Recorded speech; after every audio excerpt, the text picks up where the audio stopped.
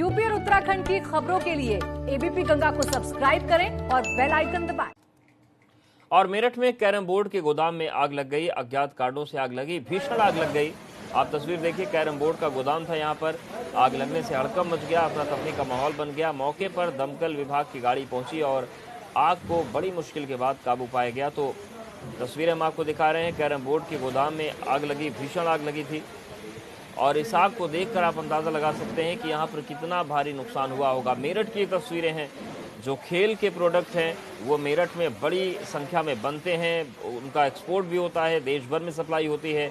ऐसा ही एक carrom board का गोदाम था जहाँ पर भीषण आग लग गई और अज्ञात कारणों से आग लगी। पता ये नहीं चल पाया कि आग कैसे लगी। काफ़ी देर तक अफरा तफरी का माहौल वहाँ बना रहा।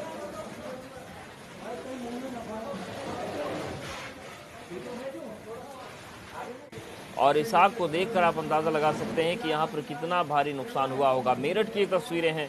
जो खेल के प्रोडक्ट हैं वो मेरठ में बड़ी संख्या में बनते हैं, उनका एक्सपोर्ट भी होता है, देश भर में सप्लाई होती है।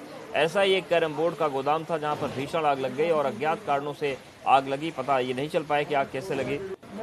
काफ़ी देर तक अफरा तफरी का माहौल वहाँ बना रहा।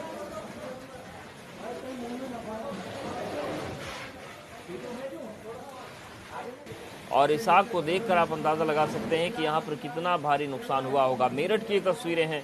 जो खेल के प्रोडक्ट हैं वो मेरठ में बड़ी संख्या में बनते हैं, उनका एक्सपोर्ट भी होता है, देश भर में सप्लाई होती है। ऐसा ही एक कैरम बोर्ड का गोदाम था जहाँ पर भीषण आग लग गई और अज्ञात कारणों से आग लगी। पता ये नहीं चल पाया कि आग कैसे लगी। काफ़ी देर तक अफरा तफरी का माहौल वहाँ बना रहा।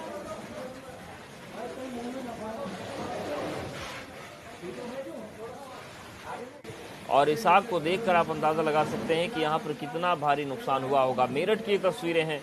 जो खेल के प्रोडक्ट हैं वो मेरठ में बड़ी संख्या में बनते हैं, उनका एक्सपोर्ट भी होता है, देश भर में सप्लाई होती है। ऐसा ही एक कैरम बोर्ड का गोदाम था जहाँ पर भीषण आग लग गई और अज्ञात कारणों से आग लगी। पता ये नहीं चल पाया कि आग कैसे लगी। काफ़ी देर तक अफरा तफरी का माहौल वहाँ बना रहा।